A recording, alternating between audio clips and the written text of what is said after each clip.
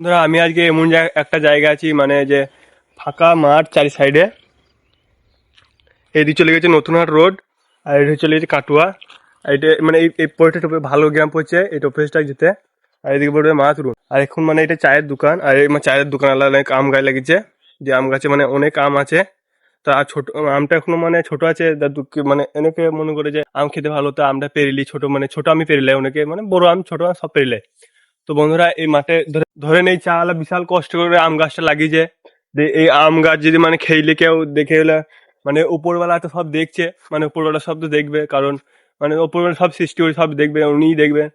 সেদিন তো বিচার হবে কি আমাদের দিন, সেদিন মানে অনেক মানে শাস্তি পাবে যে লোকের হক মেরে খেয়েছে। মানে এই চায়ের দোকানে এলো কত কষ্ট করে আম গাছ লাগিয়েছে, তার ফলে মানে কেউ খেয়ে যদি খেলায়, মানে কষ্টের ফল যদি কেউ খেলায়, মানে ওপরে যে জবাব দেবে। আর এই দুনিয়ায় তো সে কষ্ট পাবে তো বটেই।